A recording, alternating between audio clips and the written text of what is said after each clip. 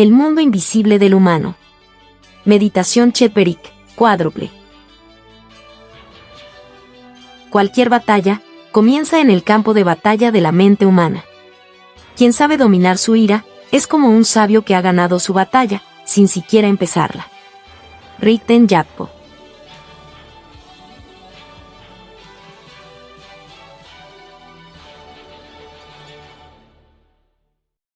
Hola, con ustedes el presentador del programa Juntos a Solas, Andrei. Y Yanna.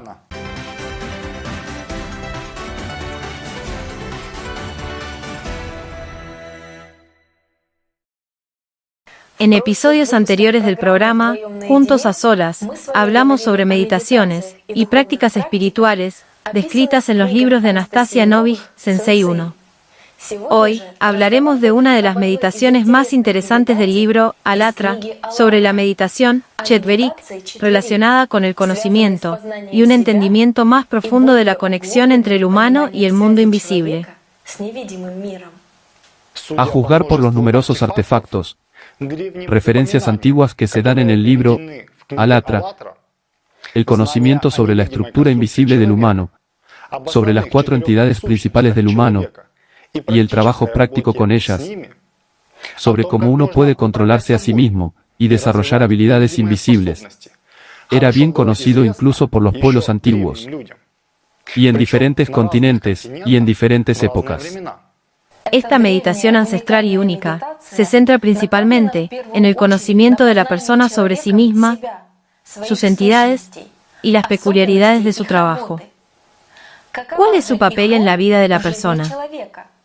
En el libro Alatra, este tema es ampliamente revelador, al igual que el tema de la estructura multidimensional de la persona en su conjunto.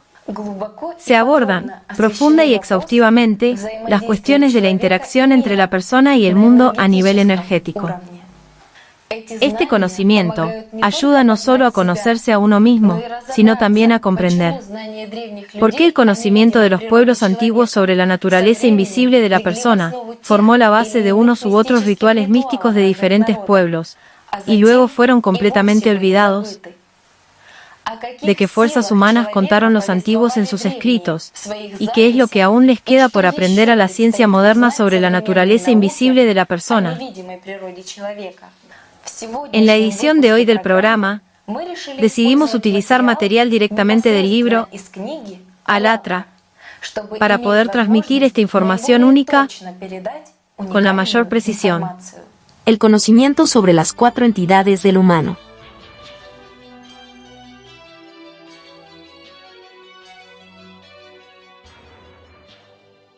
El humano es algo mucho mayor que simple materia.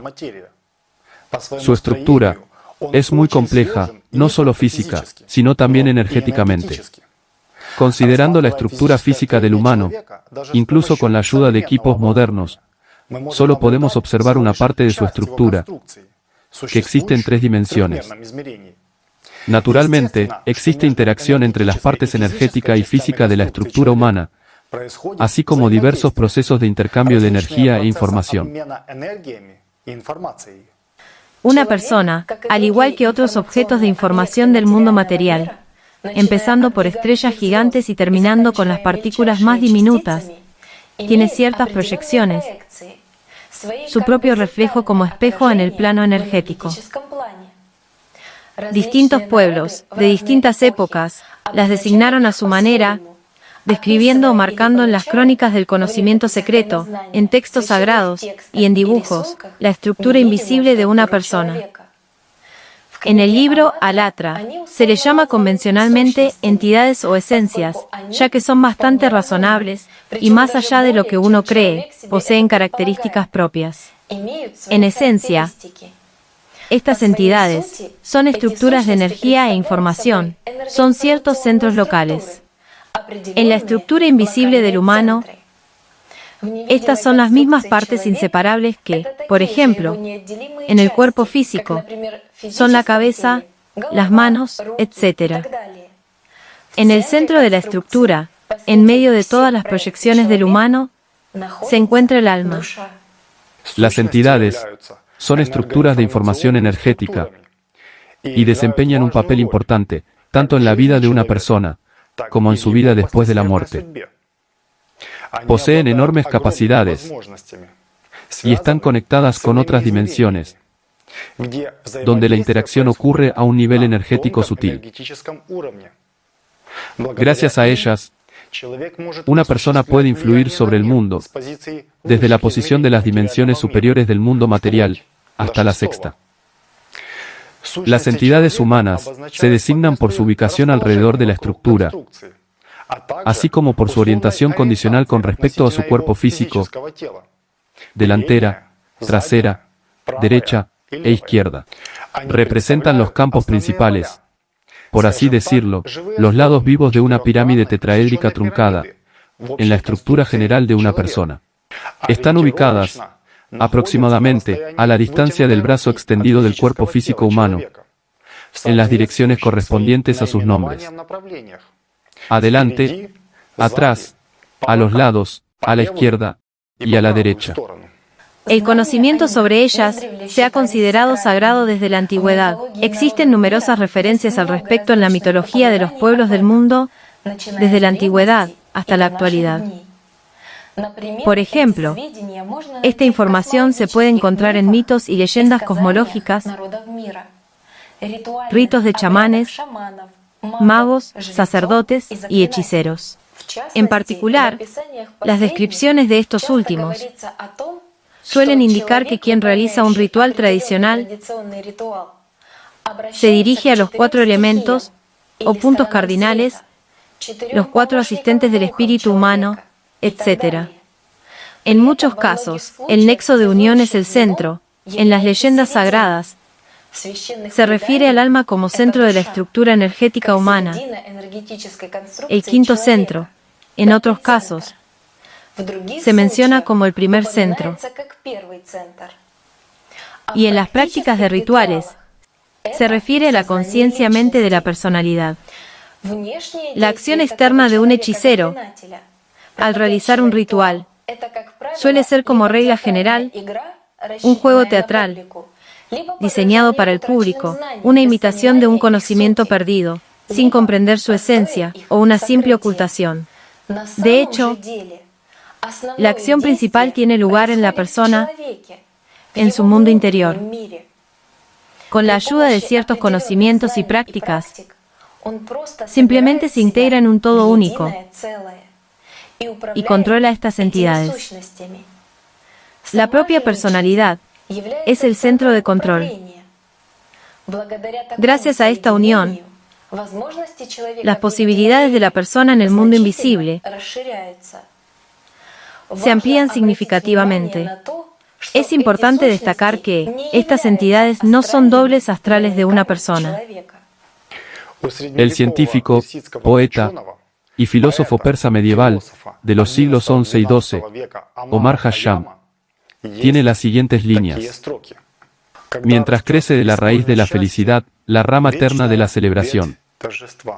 Si la ropa se convierte en apretada, es la vida del cuerpo para ti. No confíes en lo corporal, que está acampando en la carpa, porque no son tan firmes sus 4 antiguas clavijas. El libro Alatra no solo señala estas líneas, sino que también ofrece su interpretación según el conocimiento antiguo.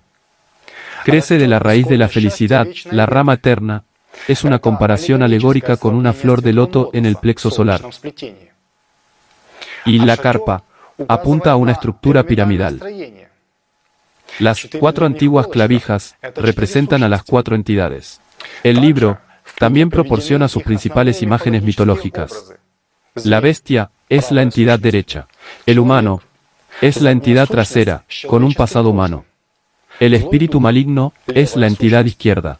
El ángel es la entidad delantera. Cada una de las 4 entidades representa un campo determinado de energía.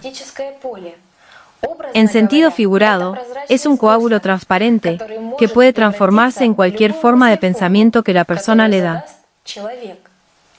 Un reflejo de la propia persona, o la imagen de un animal o un espíritu, etc. Podemos decir que, al realizar ciertas técnicas de meditación, la persona al estar en un estado alterado de conciencia-mente, dándole a una de las entidades un determinado pensamiento, y al concentrar su atención en ella, la materializa. En esencia, esto es la transición del estado de una onda de energía en una partícula material.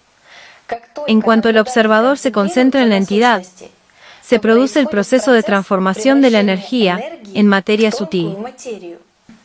En consecuencia, esta adquiere una forma de pensamiento, una imagen que la persona le ha asignado, y al mismo tiempo se preserva por completo su conexión con el mundo invisible. Cuando me familiaricé con esta información, fue un descubrimiento para mí que a menudo, la mayoría de las veces, una persona ni siquiera se da cuenta de que el origen de sus pensamientos está conectado con una dimensión completamente diferente, que el trabajo de las entidades directamente aquí y ahora influyen en la formación de nuestro futuro. Características de las entidades. Nacido de los 4 elementos, pues escucha el mensaje.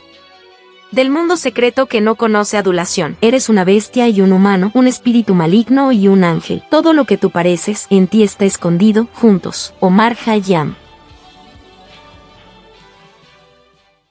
Cada una de las 4 entidades tiene sus propias características y muestra una cierta conexión entre el mundo visible e invisible.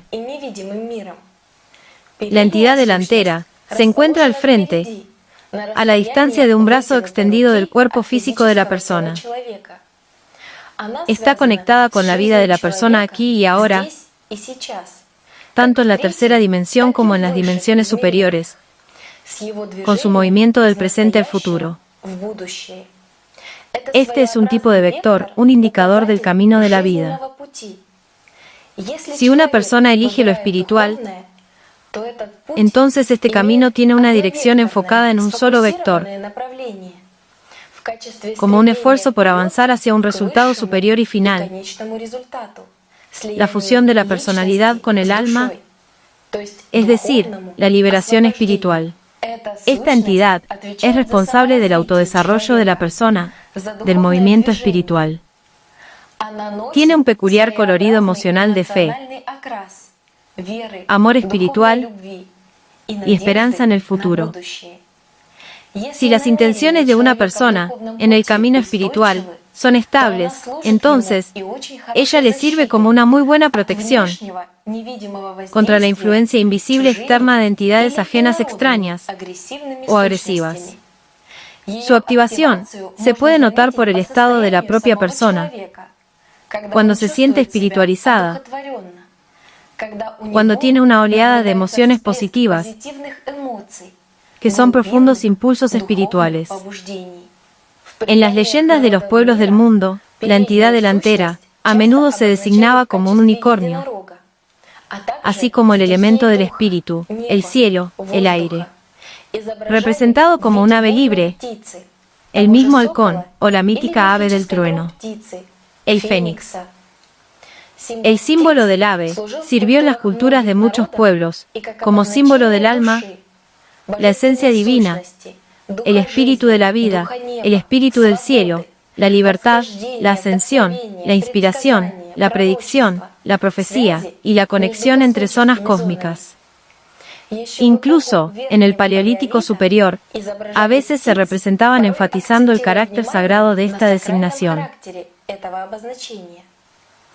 En el Neolítico, también se dibujaban en combinación con signos solares que se colocaban sobre las aves. La entidad trasera está situada detrás, a la distancia del brazo extendido del cuerpo físico de la persona. Es una especie de observador del presente y cronista del pasado, es decir, está conectada con el presente y el pasado de una persona, con la información acumulada, y no solo a lo largo de esta vida. Para ella, el pasado es una base de información. El presente es el control y seguimiento de la información, por así decirlo, en modo online, es decir, aquí y ahora. La entidad trasera es una especie de portal. Es un observador conectado directamente con la glándula pineal, la epífisis. Gracias a este portal, al dominar ciertas técnicas de meditación, Es posible realizar la tunelización en cualquier momento del pasado. La entidad trasera se representa a menudo como un pez, una foca.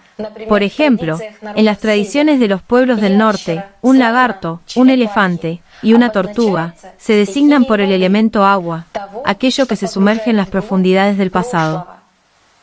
Los mismos pueblos siberianos han conservado referencias mitológicas a una peculiar oposición entre un ave y un mamut, y los sumerios a un ave y un pez.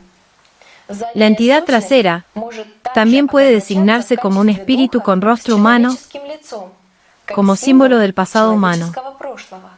La entidad derecha se encuentra a la distancia del brazo extendido, de la parte derecha del cuerpo físico humano. Es, en esencia, uno de los componentes del principio animal del ser humano.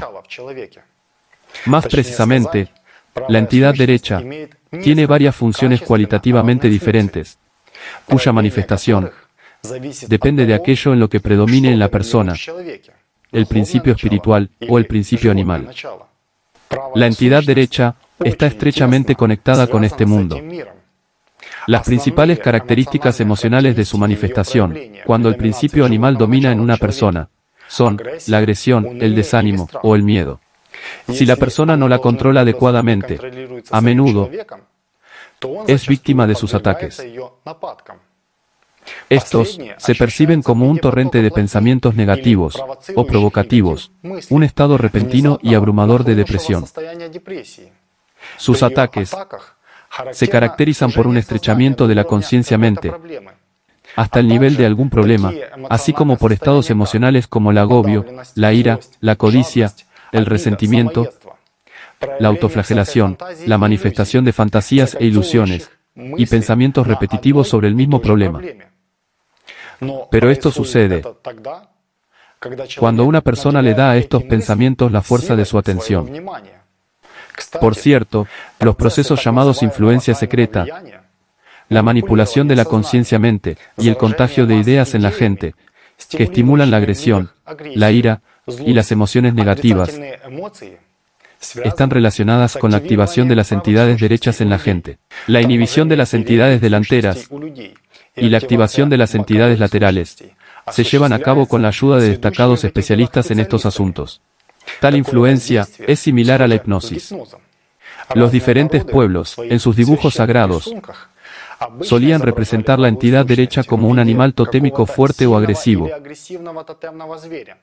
Por ejemplo, un tigre blanco, chamanes kirguisos, un oso, un león, un leopardo, un mono, etc., o un guardián mítico, un espíritu.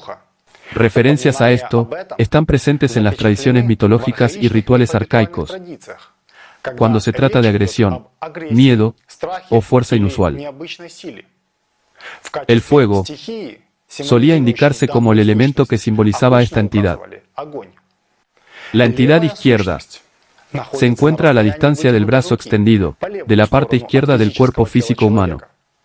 Esta entidad está conectada con el mundo de Ahriman, con el mundo del conocimiento sagrado y el principio material. Está dotada de múltiples posibilidades y funciones. Sin embargo, su uso por parte de la personalidad depende de lo que predomine en la persona, el principio espiritual o el principio animal. Las características de la entidad izquierda, con predominio del principio animal, son las siguientes: astucia, destreza, orgullo, engaño y tentación. Esta es una entidad con inteligencia traicionera, que presentará todo de la mejor manera posible, solo para distraer a la persona de lo principal, del camino espiritual. Si la personalidad no controla adecuadamente esta entidad, es ella la que provoca dudas en la persona. Si la entidad derecha está asociada con la agresión tonta y la ira, la entidad izquierda, por el contrario, puede dar su propia lógica, mostrar claridad y lucidez de conciencia-mente, al construir una cadena lógica desde el principio animal. Ella, al igual que la entidad delantera, impulsa a la persona a buscar algo nuevo, pero en una dirección material, sugiriendo que la persona merece más, o que es más importante, en comparación con los demás. Los pensamientos de megalomanía y la sed de poder secreto sobre los demás son la base de sus ataques a la personalidad, cuando el principio animal domina la conciencia-mente. La entidad izquierda, en los tratados antiguos, suele ser mencionada o representada como una bestia aterradora, o como un animal inteligente y astuto, por ejemplo, un lobo, un chacal, un monstruo mítico, un dragón, una serpiente, o como un guardián, el espíritu. El elemento indicado, como regla general, es la tierra, o más precisamente, el polvo, como símbolo de valores temporales en este mundo. De el libro, de Anastasia Novi-Jalatra. Rigden. Sucede que una persona, bajo la influencia del principio animal, y sin preocuparse mucho por trabajar en sí misma, solo presume ante los demás de sus logros en el desarrollo espiritual personal. Cree erróneamente, por orgullo, que vigila su animal con todas sus armas. Pero, de hecho, esta situación es similar a la historia del lobo y el cazador. Un día, el lobo decidió hacer una salida en solitario, para luego presumir ante su manada de que él solo iba a cazar al hombre mismo. Al mismo tiempo, el hombre decidió ir solo a cazar, para luego presumir ante los cazadores que él solo fue a cazar al lobo. Y ambos se fueron, el lobo y el cazador, y ambos temblaban de miedo en la noche. Ambos se acomodaron cómodamente en el borde, apoyados en un árbol cálido. Así que se sentaron hasta el amanecer, acurrucados con miedo uno al otro, solo pensando en cómo presumirían ante los suyos de haber ido de caza solos. Estaban abrigados y cómodos, y ambos estaban increíblemente felices de haber permanecido sanos y salvos. Feliz estaba el lobo de no haber sido atrapado por el cazador, y feliz estaba el cazador de no haber sido atrapado por el lobo. Anastasia. Muy bien dicho. Mucha gente no se preocupa por trabajar realmente en sí mismas, sino que solo se entregan a pensamientos halagadores. Y luego, se preguntan por qué no obtienen resultados significativos en su desarrollo espiritual, porque han salido a cazar a su animal muchas veces. Es sorprendente la cantidad de suplantaciones sutiles. Parece que no solo creces tú en el conocimiento, sino que el animal no duerme, mejora constantemente en que más puede atraparte.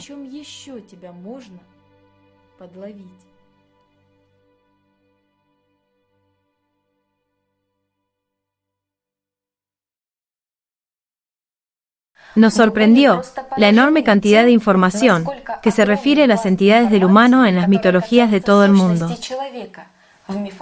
En esta ocasión, los espectadores del programa Juntos a Solas también se unieron a la búsqueda de información sobre este tema. Estaban convencidos, por experiencia propia, de que es fácil aprender mucho. Y si tienen un deseo genuino y fuerte, pueden descubrir información muy interesante que amplíe su comprensión.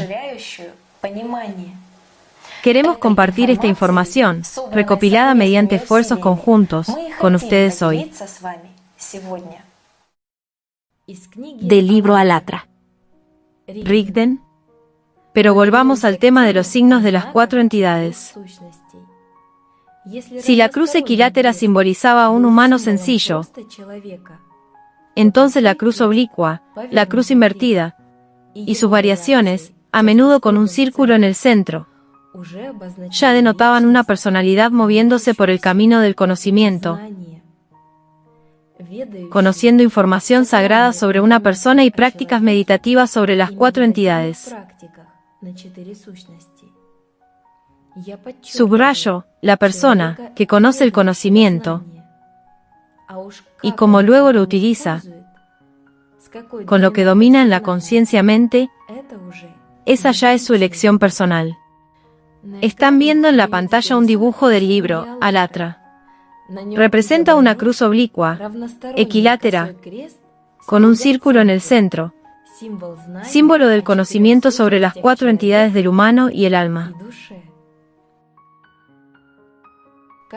La cruz oblicua simboliza el movimiento cognitivo y la división condicional del espacio en campos, zonas, de influencia de las entidades. El círculo designa al alma. La interpretación del esquema de símbolos se realiza según el tipo de sello. Rigden. Sí, para designar las 4 entidades. También se utilizaba el símbolo de un semicírculo, una media luna y un arco, como cierta parte del todo. Al mismo tiempo, los arcos laterales, ubicados verticalmente, eran símbolos de las entidades laterales. Un arco, similar a una media luna invertida, o un cuenco invertido, simbolizaba la entidad trasera. Por lo tanto, en el simbolismo sagrado de los pueblos, se asociaba con el pasado, privado de vida, así como con la designación de una enseñanza muerta, orientada hacia lo material. Pero para designar la entidad delantera, originalmente usaban el símbolo de un arco o media luna, con las puntas hacia arriba, como símbolo de la manifestación de las fuerzas del mundo espiritual, Alat, de donde, en realidad, provienen las designaciones de otras entidades, precisamente, en forma de arcos distintivos entre sí, semiesferas. Gracias a tal imagen de la entidad delantera y del signo de Alat, en algunos pueblos también apareció un símbolo asociativo de una copa, como recipiente espiritual, listo para ser llenado con las fuerzas creadoras de Alat, o en la visión de los antiguos, con agua cristalina, que era una asociación con el mundo espiritual. Como ya hemos mencionado, el conocimiento sobre las 4 entidades del humano se ha conservado en todo el mundo, en particular en forma de leyendas sobre los 4 vientos, los 4 dioses, los 4 gobernantes del mundo, los 4 animales sagrados y otras criaturas. Al comparar diversos mitos, observamos similitudes en las características de estas criaturas, y también observamos que sus funciones reflejan con bastante precisión las funciones de las entidades del humano. En la mitología del lejano Asia, en países como China, Corea, Japón y el Tíbet, aparecieron 4 gobernantes celestiales, también llamados los señores diamantes del cielo, los 4 reyes celestiales, y los guardianes de los lados del mundo. En la mitología china, también existía una 5ª deidad principal, la deidad del centro, llamada Tian. Tian se percibía como el principio supremo. En este caso, se establece una analogía con el alma humana. Inicialmente, este concepto, al igual que el de las entidades del humano, era bastante abstracto, pero con el tiempo, fue reemplazado por imágenes de personajes míticos específicos. Así surgió la idea de los 5 soberanos míticos, Udi, es decir, el regente de los 4 puntos cardinales, y el gobernante del centro, cuya descripción de las características se da en el libro Alatra. Me impresionó especialmente la claridad con la que se indicaba qué tipo de conocimiento profundo se escondía detrás de cada metáfora y alegoría, asociada a las características de estos 5 gobernantes. En la antigüedad, los eslavos veneraban a los 4 vientos divinos, poseedores de gran fuerza. Estos vientos poseían las características de las 4 estaciones: invierno, verano, otoño y primavera. Este último, dotado de las características de la entidad delantera, era el más venerado. La gente pedía ayuda a los vientos y recurrían a ellos en busca de consejos. Preguntarle al viento si hay una respuesta. Por cierto, es curioso que en muchos cuentos populares eslavos sea el viento quien ayude al héroe, quien no la recibe, ni de la luna, ni del sol. Es decir, vemos claramente expresado el papel de los informantes, atribuido al mundo invisible, en este caso, la alegoría del viento, bajo cuyas diferentes características significaban las entidades del humano.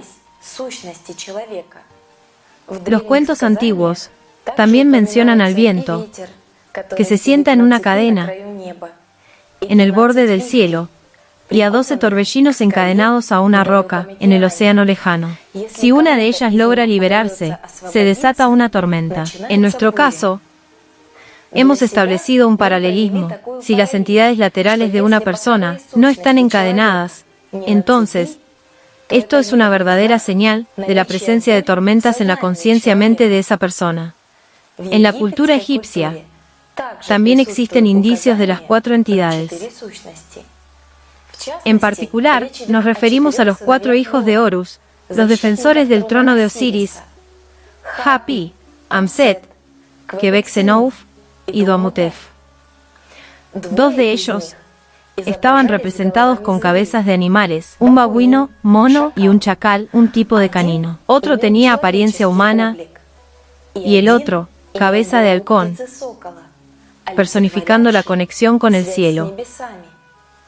El babuino y el chacal simbolizaban las entidades laterales. El humano era la entidad trasera, el pasado humano, la reencarnación en el mundo material. Y el halcón era la entidad delantera. Resulta especialmente curioso mirar a estas deidades desde el punto de vista de su papel en la corte de Asiria, en el más allá. En el libro Alatra, esta información se revela de forma muy interesante e informativa. Al establecer un paralelismo con la aparición de los 4 hijos de Horus, inmediatamente nos viene a la mente el tetramorfo, traducido del griego como 4 formas. En la doctrina judeocristiana, el tetramorfo es una criatura alada de la visión del profeta Ezequiel, con 4 caras a la vez, un humano, un león, un toro y un águila. Tenga en cuenta que es igual que en la mitología egipcia, 2 animales, una forma humana y un pájaro. Estas 4 criaturas son los guardianes de los 4 ángulos del trono de Dios y los 4 límites del paraíso. Los 4 hijos de Horus también custodian el trono de Osiris. Por cierto, es curioso que en la revelación de Juan, en la historia sobre el cordero que abre los sellos del libro de la vida, se menciona que cada uno de los 4 animales, tras abrir los primeros 4 sellos, dice, ve y mira, tras lo cual, los 4 jinetes del Apocalipsis aparecen uno tras otro, ante Juan.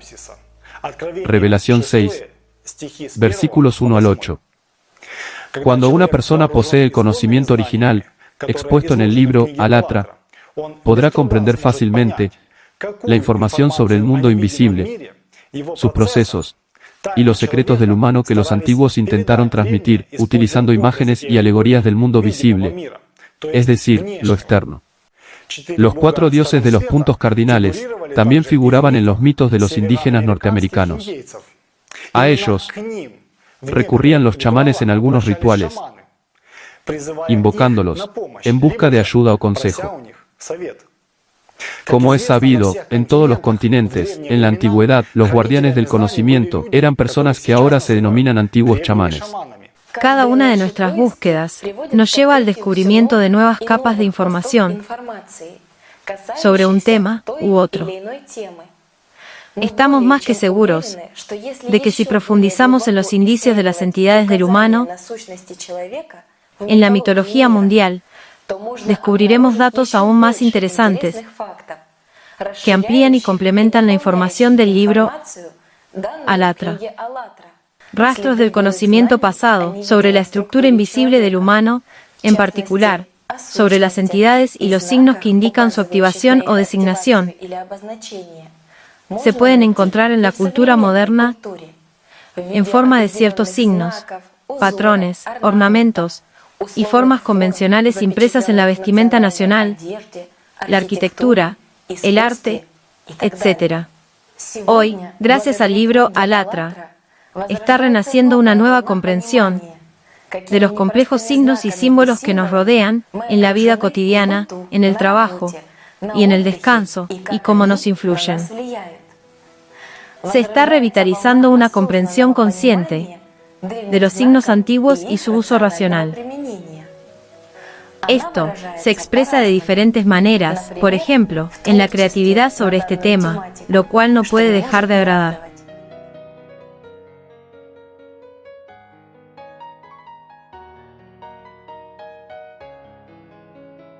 El autor del cuadro es Amaret Sese, residente de Samara, Rusia. Amor y gratitud.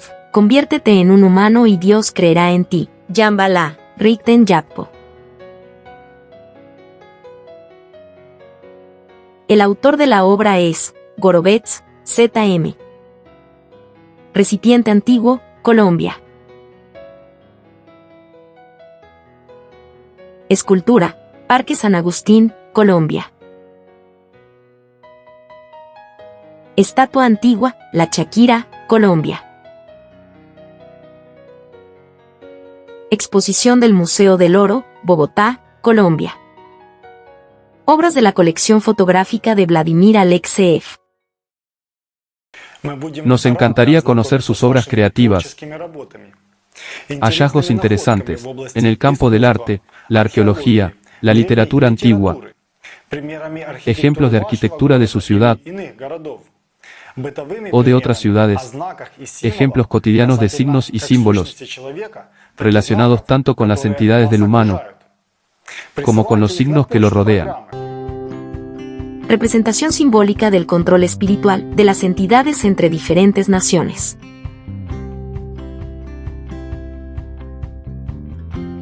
Pakistán, Asia Meridional, del 4000 al 2000 a.C. Turquía, sudoeste de Asia, del 19.000 al 6000 a.C. Perú, Sudamérica, siglo XV a.C. Egipto, África, siglo VII al 4 a.C. Dinamarca, Europa, siglo I a.C. Irak, Asia, 3000 a.C.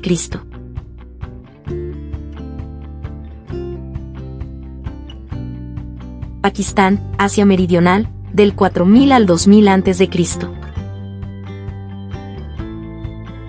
Bolivia, Sudamérica, siglo XIX a.C. Israel, sudoeste asiático, siglo XIV a.C.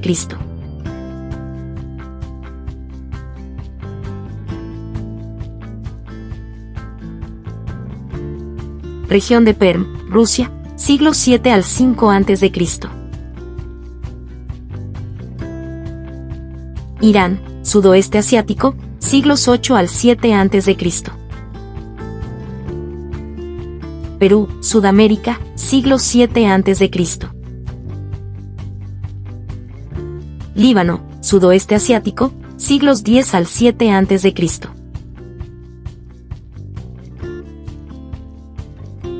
Costa Rica, América Central, siglo I después de Cristo. Dinamarca, Europa, siglo I a.C. Perú, Sudamérica, siglo VI a.C.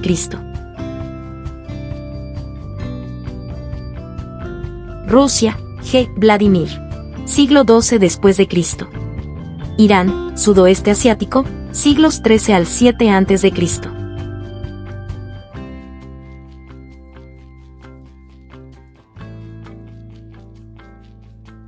Turquía, sudoeste asiático, siglo IX a.C. Grecia, Europa, siglo V a.C.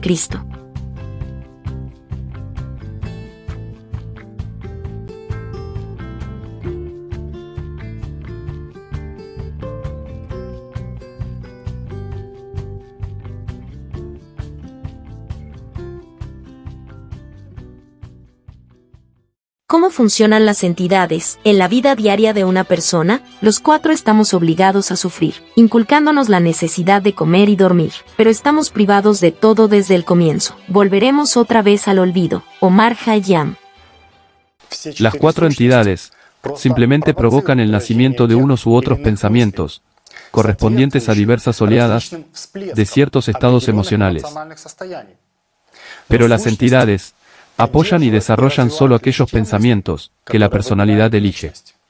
Una persona puede elegir a qué pensamientos de la entidad dar preferencia y prestarle atención. Pero tan pronto como hace su elección, comienza el trabajo activo de la entidad que provocó la aparición de estos pensamientos. Es importante aprender a vivir estando en la onda espiritual, a vivir según la conciencia moral. De lo contrario, como dicen, cuando la conciencia moral duerme, los demonios susurran. Para aprender a controlar y gestionar tus entidades laterales, es importante aprender a comprender qué son y cómo actúan. Necesitas rastrear sus manifestaciones en ti mismo, la mayor activación, y es donde la meditación Chetverik cuádruple ayuda.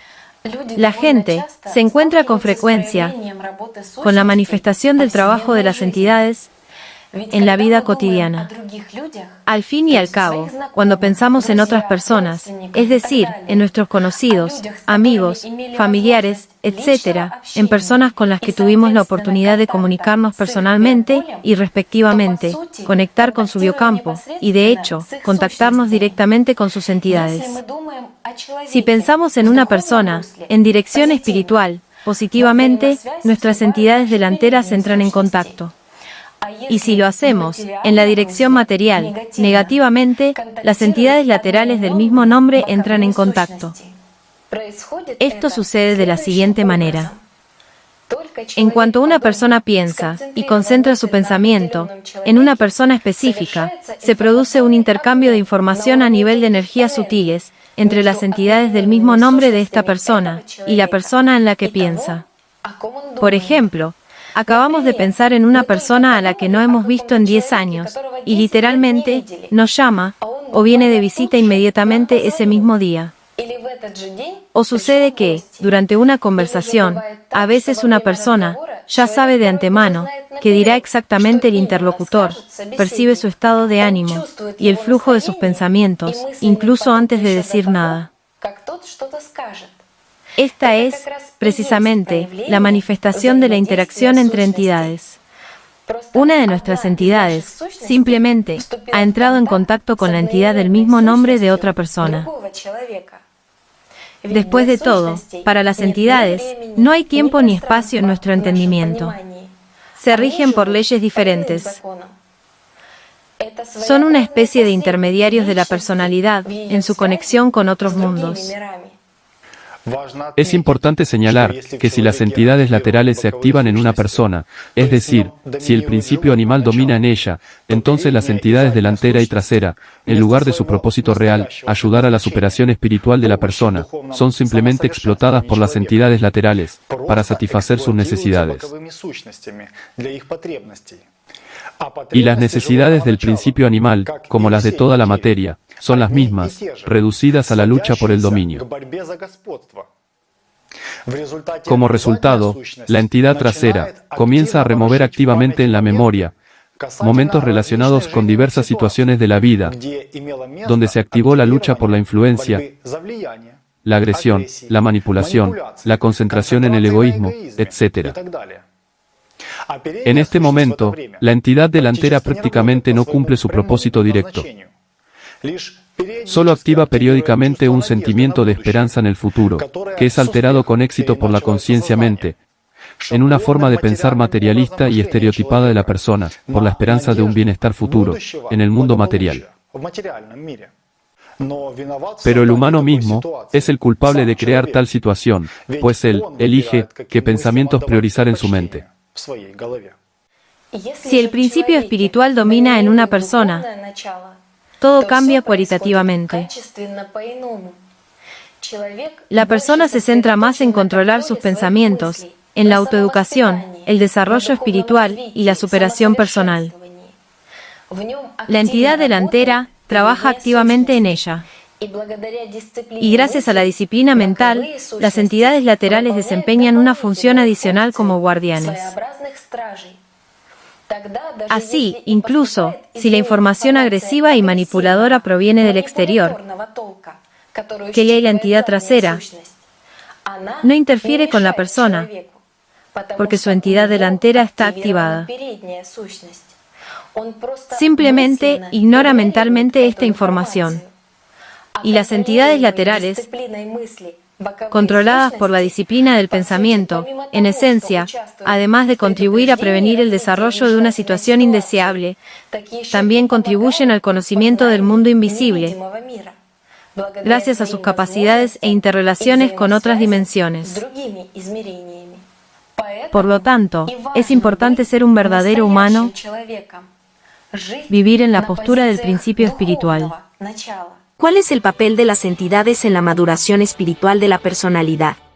En las primeras etapas del aprendizaje sobre sus entidades, una persona aún no ha superado el hábito, fijado en su conciencia mente, por la experiencia de la vida, en la dimensión tridimensional.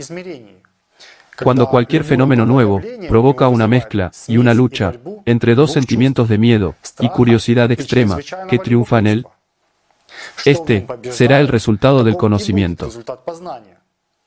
Este tipo de miedo es simplemente una elección errónea de emoción, del principio animal, en el que el individuo invierte la fuerza de su atención y así la materializa. Hay que tener libertad espiritual en el conocimiento, es decir, estar libre de tales miedos mediante la elección estable, el autoconocimiento y la aspiración a un mundo espiritual superior. Una persona con mayor experiencia en el conocimiento espiritual no teme que el mundo invisible se abra ante él. Empieza a usar este conocimiento, comprendiendo que las entidades que observa son sus propias partes constituyentes. En esencia, es el mismo en diversas manifestaciones de una realidad compleja. Se dice, Dios no da nada innecesario. Y es igual con las entidades. La presencia de estas entidades está relacionada con la elección humana, o más bien, con la creación de las condiciones para ella, con la dotación de la personalidad de cierto grado de libertad. Este es el significado de toda la estructura multidimensional del humano. Si no existieran las entidades laterales, no habría libertad de elección entre los deseos del mundo material y las aspiraciones espirituales, entre el bien y el mal. Así, una persona, a pesar de encontrarse en condiciones limitadas, prisionera de la materia, sentiría el alma en su interior y se dirigiría intuitivamente hacia Dios. Y con estas diversas entidades, tiene una alternativa: elegir la ira, la agresión, la envidia, el orgullo y el deseo inagotable de materia, o no prestarle atención a todo esto, optar por lo espiritual y desear solo una cosa: su liberación espiritual y su acercamiento a Dios. El desarrollo espiritual de una persona puede compararse figurativamente con el movimiento de un coche, con sus frecuentes derrapes.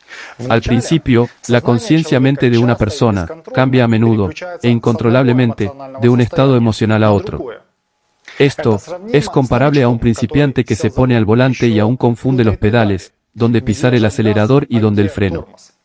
La disciplina de los pensamientos es el control del propio estado de conciencia mente. Estos son precisamente los intentos de una persona por aprender a controlarse a sí misma, sus emociones, deseos y pensamientos, manteniendo un rumbo claro en su movimiento general y sus actitudes en la vida, la elección principal.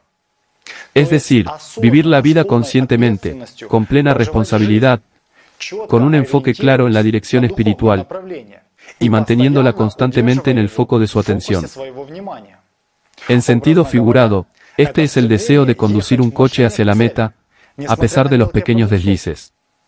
Naturalmente, cuanto más te controles, más atento seas en tu camino, y no te quedes boquiabierto, prestando atención a los pensamientos y emociones de las entidades laterales, la velocidad de tu movimiento y tu desarrollo espiritual será más alto. Chet-Beric cuádruple es una meditación sobre el conocimiento de las propias entidades. Hay 5 De las 4, solo una trabaja sola, y 3 trabajan juntas. Y la quinta, debe recordar esto siempre. Rigten Yappo. Esta meditación recibió diferentes nombres según los pueblos y las épocas. Por ejemplo, en los viejos tiempos, entre los eslavos, mucho antes de la llegada del cristianismo y la introducción de esta religión en la conciencia-mente de este pueblo, se llamaba Chetverik, cuádruple, y era una de las prácticas iniciales básicas en el proceso de superación personal en el camino espiritual del humano. Aún se pueden encontrar ecos de esta práctica en el conocimiento secreto de diversos pueblos del mundo. Solo que ahora se camufla en rituales, acompañada de canciones y danzas. Y todo con el fin, entre comillas, de cambiar a un estado expandido de conciencia-mente para un estudiante o sacerdote, y escuchar al espíritu hablante de la derecha o de la izquierda, y así sucesivamente. Aunque en su forma pura, estas complejidades no son necesarias al realizar esta práctica.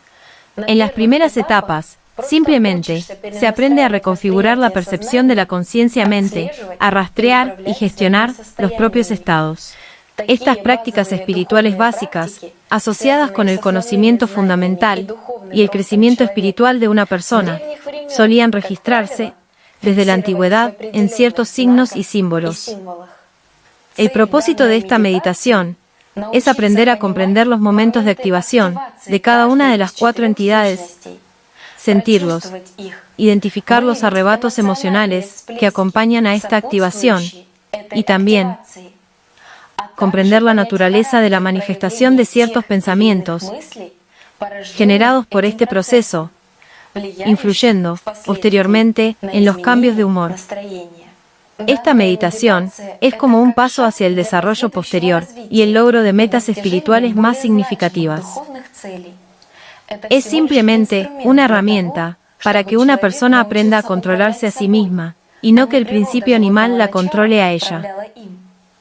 Gracias a esta meditación, aprende a manejar fácilmente sus sentidos y sus arrebatos emocionales como un buen músico, que solo necesita ver las notas y ya entiende qué tipo de melodía es y cómo sonará.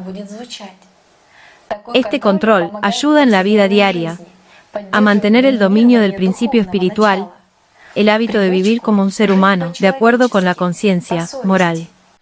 Durante esta meditación, una persona, por un lado, es como si volviera a experimentar toda esta gama de sensaciones, y por otro lado, considera, como observador desde el principio espiritual, la situación embrionaria, es decir, ve lo que se oculta de él en su vida cotidiana habitual, por la activación del principio animal, por así decirlo, la preparación para la ofensiva, para el ataque. En otras palabras, el meditador realiza un seguimiento de la situación. ¿Qué arrebatos emocionales provocan la aparición de un estado de conciencia-mente opresivo? ¿Qué sentimientos surgen? ¿Qué pensamientos despiertan ira y agresión? ¿Qué episodios de la vida y asociaciones surgen? Y así sucesivamente. Todo esto sucede mediante la experiencia repetida de este estado negativo.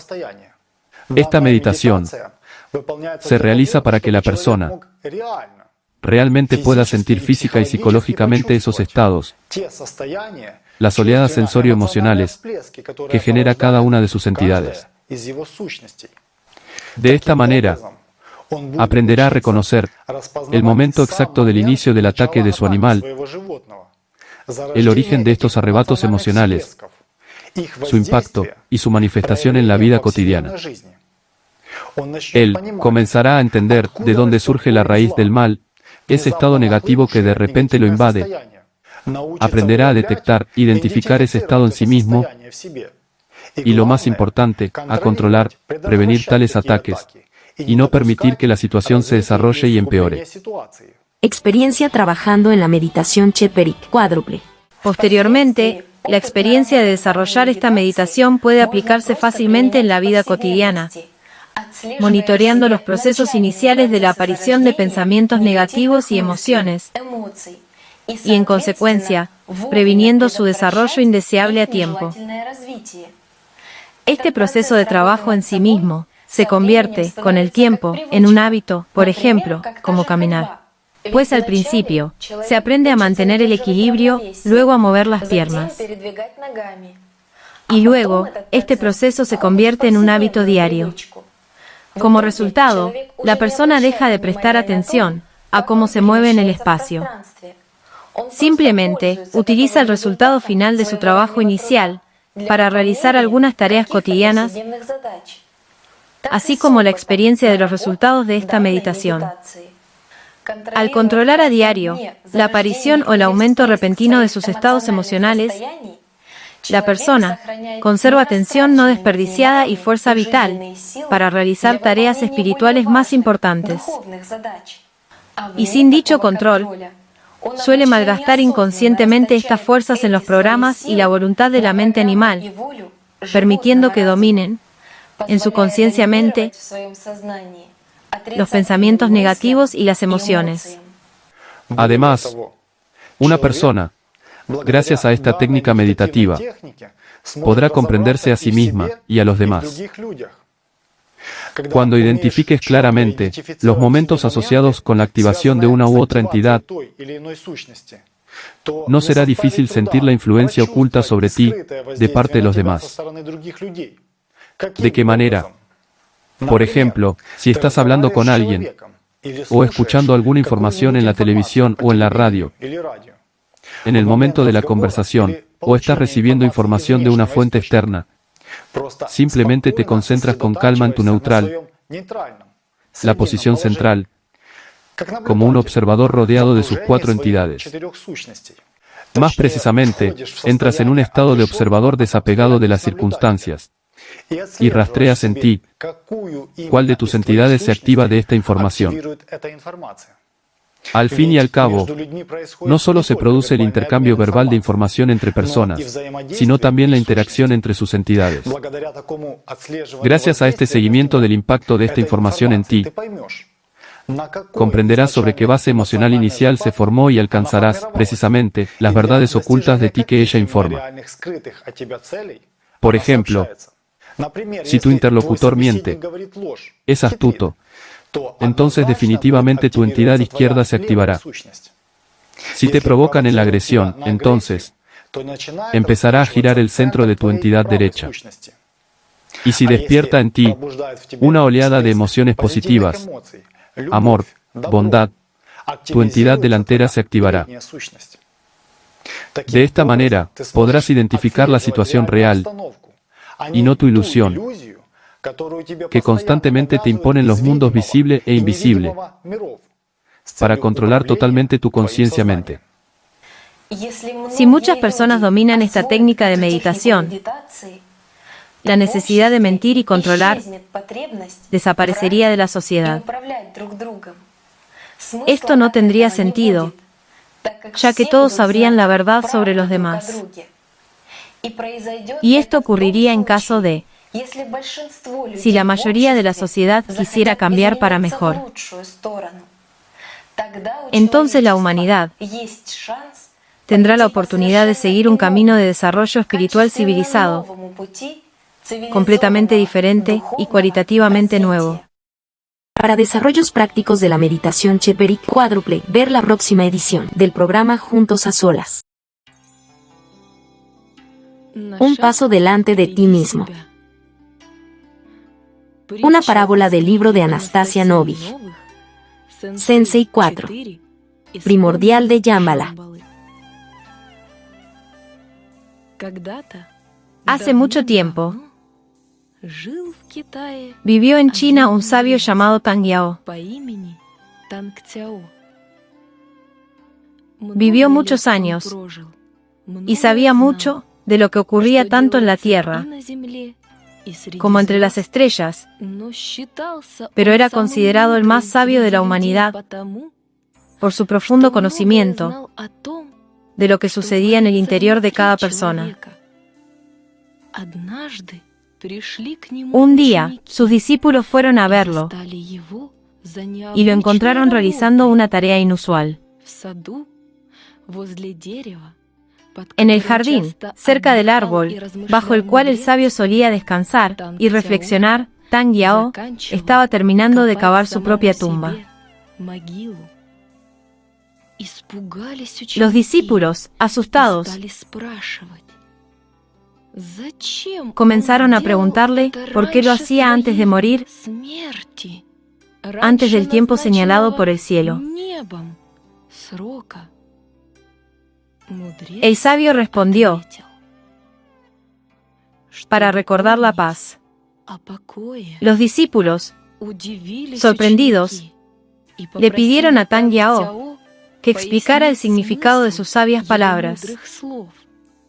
Y él les contó la siguiente historia.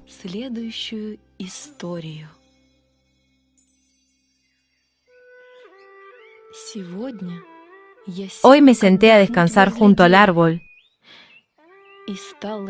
y comencé a reflexionar sobre mi vida vivida en esta tierra. Me adentré tanto en mis pensamientos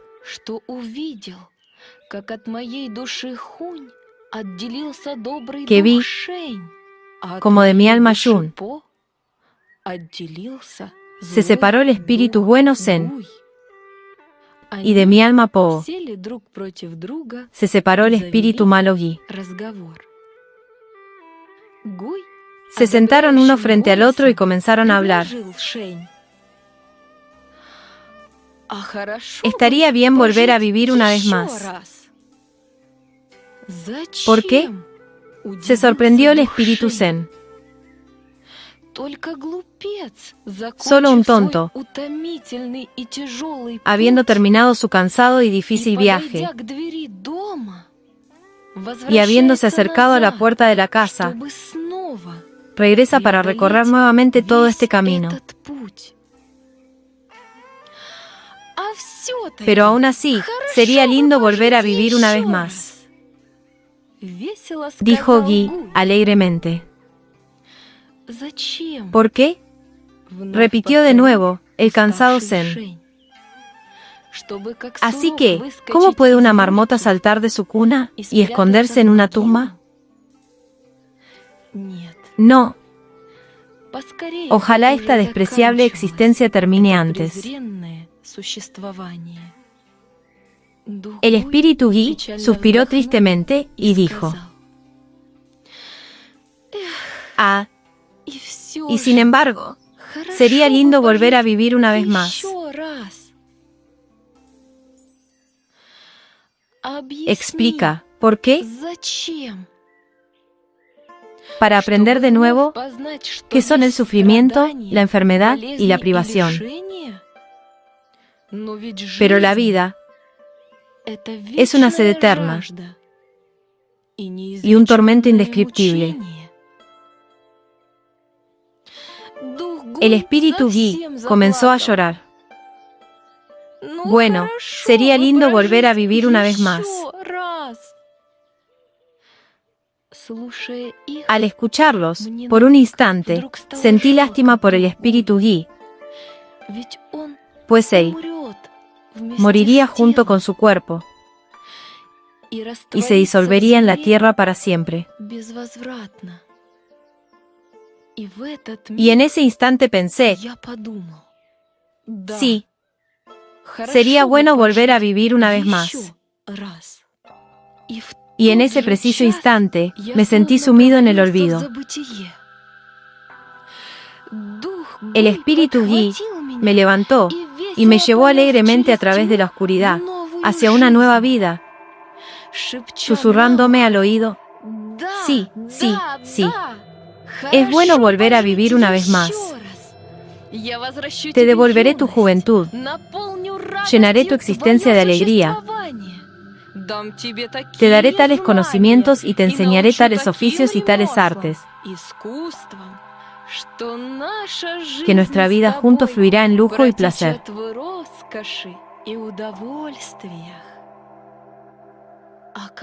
¿Y qué pago exigirás por esto? Pregunté con preocupación. ¿No es mi alma Jun? Oh, no.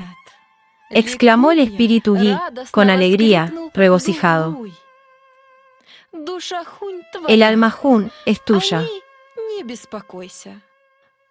No te preocupes por ella. Te seguirá de todas formas y vivirás tu vida sin miedo ni preocupaciones. Pero tengo una condición, un acuerdo. Siempre iré un paso por delante de ti. Lo pensé, y al no ver nada malo, acepté. Bien. Y de inmediato, nos encontramos en un bosque denso, en la espesura más intransitable. El espíritu Yi avanzó con valentía, apartando estacas y ramas, para que pudiera moverme con libertad, sin siquiera lastimarme. Y pensé, qué estúpido es mi espíritu Yi. Que siga adelante. Esto me beneficia mucho. Que haga todo el trabajo sucio por mí. Y así yo disfrutaré de la vida.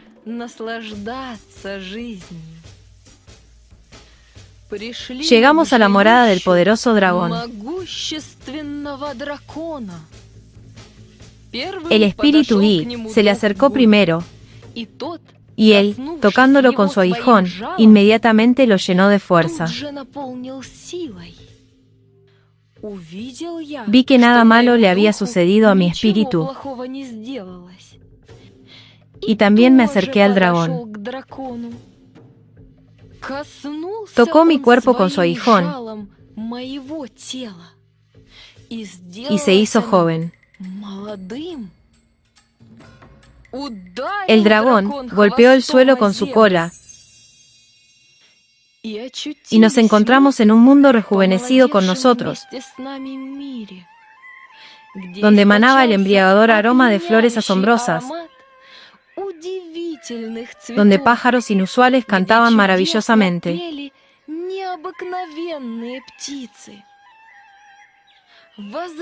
Me regocijé ante la sensación de plenitud de vida y me acerqué a la gente. Tal como Yi prometió, así sucedió. Me dotó de su conocimiento. En un instante, me elevé en medio de la alegría del vacío humano, sorprendiendo a todos con mi conocimiento y mi dominio de las artes y oficios. Pero me convertí en un sirviente sin voluntad de mi espíritu Yi. Porque sin importar lo que pensara, los pensamientos del espíritu Yi siempre me dominaban. Sin importar lo que dijera, las palabras de mi espíritu Yi salían primero. Y sin importar lo que hiciera, el iniciador del acto siempre era mi espíritu maligno Yi.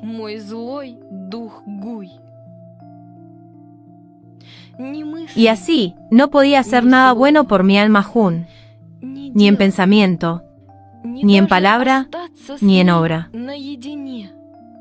Ni siquiera estar a solas con ella para encontrarme a mí mismo y mi camino. Y el mundo entero se desvaneció ante mis ojos.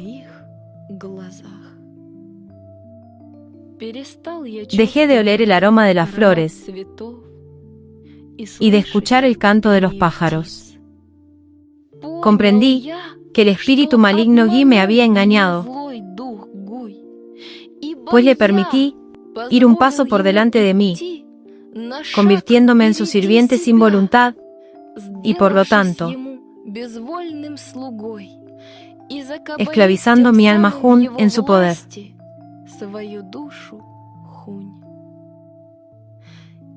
Y arrepintiéndome amargamente de lo que había hecho, comencé a llorar. Después de todo, entonces, bajo el árbol, solo me quedaba un paso por dar para encontrar paz y armonía para mi alma Jun. En ese momento desperté y vi la luz, habiendo comprendido la esencia. Tomé una pala y comencé a cavar una tumba para el cuerpo y el espíritu Gui, para que cada día, al venir aquí, hasta mi muerte, recuerde al alma Jun y a su gran casa de la paz. Los discípulos quedaron sorprendidos por su sincera historia, y Tang Yao les dijo con sabiduría: la vanidad humana no da frutos. La gente se apresura, sufre por el miedo y la ira, inspirada por Po. Mientras tanto, el gran Dao mora en la serenidad divina. Quien tiene deseos y piensa en ellos, vuelve a nacer en este mundo gracias a ellos. Y solo quien es perfecto de espíritu, libre de deseos y miedos, conocerá el secreto del gran Dao y abandonará este mundo para siempre. Una persona sabia recorre el camino de alcanzar lo supremo en la profundización personal y la purificación espiritual, con un paso por delante de sí mismo, y su alma Jun lo guía. Pues todo está condicionado por las leyes del Supremo. El Supremo gobierna todo lo existente y lo conduce a la perfección. La perfección presupone el logro de la meta última, la paz. Y la paz es la fuente sagrada de lo espiritual. Y Tang Yao pronunció sabias palabras que han sido recordadas durante siglos. Si quieres encontrar la paz del gran Dao, recuerda que el nacimiento lleva a la muerte, pero solo a través de la muerte se puede llegar a la vida.